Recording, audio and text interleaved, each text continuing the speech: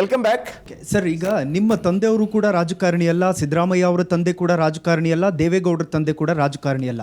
ನೀವು ಮೂವರು ನಾಯಕರು ಒಳ್ಳೆ ಆಡಳಿತ ಕೊಟ್ಟಿದ್ದೀರಾ. ಆದರೆ ನಿಮ್ಮ ಮಕ್ಕಳನ್ನೇ ಯಾಕೆ ರಾಜಕೀಯದಲ್ಲಿ ಬೆಳೆಸಬೇಕು ಅಂತ ರಾಜಕೀಯ ಫೀಲ್ಡ್ ಕರ್ತ್ಕೊಂಡು ಬರ್ತಾ ಇದ್ದೀರಾ ಅಂತ? ಪ್ರಜಾತಂತ್ರ ವ್ಯವಸ್ಥೆಯಲ್ಲಿ ಯಾರು ಹೋರಾಟ ಮಾಡ್ತಾರೆ, ಶ್ರೀಸಾಮಾನ್ಯ ಜನರ ಮಧ್ಯೆ ಇರ್ತಾರೆ, ಅವ್ರನ್ನ ಜನ ಅಪೇಕ್ಷೆ ಪಡ್ತಾರೆ. ಯುವ ಸಮುದಾಯ ಮುಂದೆ ಬರ್ತಾ ಇದೆ.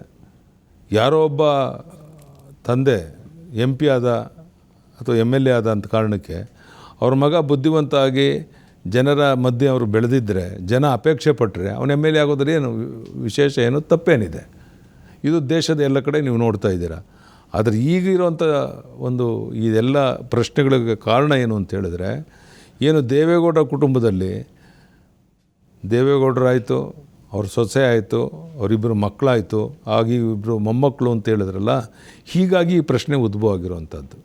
ಕುಟುಂಬದಲ್ಲೂ ಸಹ ಆ ಇತಿಮಿತಿ ಇರಬೇಕು. ಆ ಇತಿಮಿತಿ ದಾಟಿದಾಗ ಅಸಹ್ಯ ಆಗುತ್ತೆ. ಅದಕ್ಕಾಗಿ ಈ ಪ್ರಶ್ನೆ ಉದ್ಭವ ಆಗಿದೆ. Last question. ಎಸ್ ಸರ್, ಈಗ ಸಮ್ಮಿಶ್ರ ಸರ್ಕಾರವನ್ನು ಅಸ್ಥಿರಗೊಳಿಸುವಂಥ ನಿಟ್ಟಿನಲ್ಲೂ ಕೂಡ ಸಾಕಷ್ಟು ಬಾರಿ ಪ್ರಯತ್ನ ಮಾಡಿ ಯಡಿಯೂರಪ್ಪನವರು ಗೌರವನ ಕಳ್ಕೊಂಡ್ರು.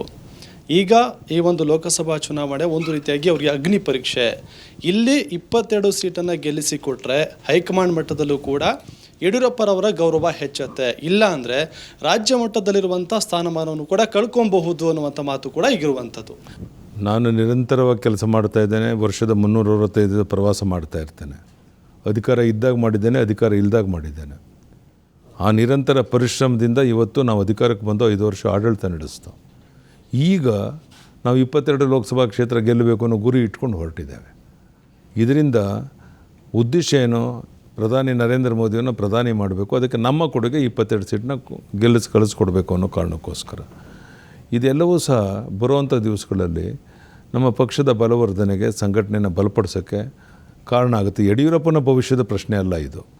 ಈ ರಾಜ್ಯದ ಪಕ್ಷದ ಸಂಘಟನೆಯನ್ನು ಬಲಪಡಿಸೋ ದೃಷ್ಟಿಯಿಂದ, ಮೋದಿಯವರ ಕೈ ಬಲಪಡಿಸೋ ದೃಷ್ಟಿಯಿಂದ ನಿರಂತರವಾಗಿ ನಾವು ಕೆಲಸ ಮಾಡ್ತಾಯಿದ್ದೇವೆ. ಮೋದಿಯವರು, ನೀವು ಪ್ರಶ್ನೆ ಕೇಳಿದೆ, 13th ಫೈನಾನ್ಸ್ ಕಮಿಷನಲ್ಲಿ 2010ರಿಂದ 2014ರವರೆಗೆ 75,000 ಕೋಟಿ ಬಂದಿತ್ತು. ಈಗ 2015ರಿಂದ 2020ರವರೆಗೆ 2.43 ಲಕ್ಷ ಕೋಟಿ ನಮಗೆ ಬಂದಿದೆ.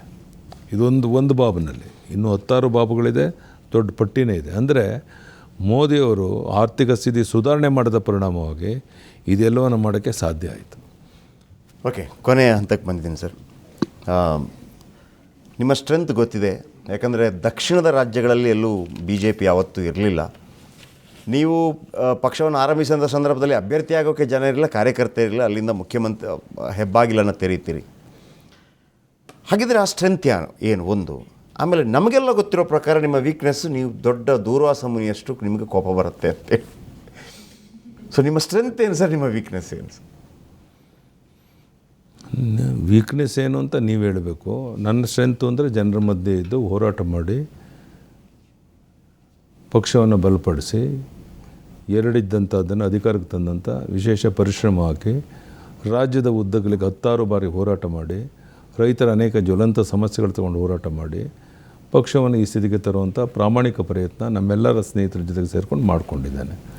ಇವತ್ತು ನೀವೇನು ಹೇಳಿದ್ರಿ, ಸಿಟ್ಟು ಬರುವಂಥದ್ದು ಯಾವಾಗ? ಆ ಹೋರಾಟ ಮಾಡುವಂಥ ಸಂದರ್ಭದಲ್ಲಿ ನಮಗೆ ನ್ಯಾಯ ಸಿಗದೇ ಇದ್ದಾಗ. ಬೇರೆ ಸಂದರ್ಭದಲ್ಲಿ ನಾನು ಆ ರೀತಿ ದುರ್ವಾಸ ಮುನಿಯಂತೆ ಸಿಟ್ಟು ಮಾಡಿಕೊಂಡೆ ಅನ್ನೋಂಥದ್ದೇನಿದೆ, ಇದು ಸತ್ಯಕ್ಕೆ ದೂರವಾದಂಥದ್ದು. ಮತ್ತು ಕೊರತೆಗಳಿದ್ದರೆ ಸುಧಾರಣೆ ಮಾಡಿಕೊಳ್ಬೇಕು. ರಾಜಕೀಯ ಪಕ್ಷದ ಮುಖಂಡರು ಈ ಸ್ಥಾನದಲ್ಲಿ ಕುಂತಾಗ ಏನು ಅಗತ್ಯ ಇದೆಯೋ ಆ ಸುಧಾರಣೆಯನ್ನು ಮಾಡಿಕೊಳ್ಳೋಣ ರಾಜ್ಯದ ಜನರ ಹಿತದೃಷ್ಟಿ. ಓಕೆ, ಕೇಂದ್ರದಲ್ಲಿ ಮತ್ತೊಮ್ಮೆ ನರೇಂದ್ರ ಮೋದಿಯವರ ಅಧಿಕಾರಕ್ಕೆ ಬಂದರೆ ರಾಜ್ಯದ ಸಮ್ಮಿಶ್ರ ಸರ್ಕಾರ ಉಳಿಯತ್ತಾ ಉರುಳುತ್ತಾ? ಅದು ಕಾಲುವೆ ತೀರ್ಮಾನ ಮಾಡಬೇಕು. ಅದು JDS ಕಾಂಗ್ರೆಸ್ನವ್ರು ತೀರ್ಮಾನ ಮಾಡಬೇಕು. ಅವರಿಬ್ಬರಲ್ಲಿ ಗೊಂದಲ ಏನಿದೆ, ನಾವು 22 ಸೀಟ್ ಗೆದ್ದ ಮೇಲೆ ಅದು ಯಾವ ರೀತಿ ಉಲ್ಬಣಗೊಳ್ಳುತ್ತೆ ಅನ್ನೋದು ಆಧಾರದ ಮೇಲೆ ಮುಂದಿನ ಭವಿಷ್ಯ ನಿಂತಿದೆ. Thank you sir, thank you very much. ನಮ್ಮ ಜೊತೆ ಕೆಲವು ಅಪರೂಪದ ಮಾಹಿತಿಗಳನ್ನು ಹಂಚ್ಕೊಂಡ್ರಿ. ಹಾಗೆ ಇಡೀ ರಾಜ್ಯಾದ್ಯಂತ ಪ್ರವಾಸವನ್ನು ಮಾಡ್ತಾಯಿದ್ದೀರಿ. 22 ಸ್ಥಾನಗಳನ್ನು ಗೆಲ್ಲಲೇಬೇಕು ಅಂತೇಳಿ. ಬಹುಶಃ 104 ಬಂದು ಕೇವಲ 9 ಆಗಿದ್ದಿದ್ದರೆ ಮುಖ್ಯಮಂತ್ರಿ ಆಗ್ಬೋದಾಗಿತ್ತು. ಆದರೆ ಉದಾಸೀನವನ್ನು ತೋರಿಸಿದೆ. 22 ಸ್ಥಾನ ಗೆದ್ದು ತೋರಿಸ್ತೀನಿ ಅಂತ ಹೊರಟಿದ್ದಾರೆ. ಆದರೆ ಸವಾಲು ಭಾಳ ದೊಡ್ಡದೇ ಇದೆ. ಯಾಕಂದರೆ ಕಾಂಗ್ರೆಸ್ ಮತ್ತು JDS ಸಮ್ಮಿಶ್ರ ಸರ್ಕಾರ. ಇತಿಹಾಸಗಳು ಯಾವಾಗ ನಿರ್ಮಾಣ ಆಗತ್ತೆ ಅಂತಂದರೆ ಚಾಲೆಂಜ್ ಆಗಿ ತಗೊಂಡಾಗ, ಆರಂಭದಿಂದ ಇಲ್ಲಿ ತನಕ ಚಾಲೆಂಜನ್ನು ಸವಾಲಾಗಿ ಸ್ವೀಕರಿಸಿದಂಥವ್ರು ಯಡಿಯೂರಪ್ಪನವರು. ಹಾಗಾಗಿ BJPಗೆ ಬಲಿಷ್ಠ ನಾಯಕ, ಬಲಿಷ್ಠ BSY. ಇದು ಈ ಹೊತ್ತಿನ ವಿಶೇಷ. ನಮಸ್ಕಾರ. Thank you sir.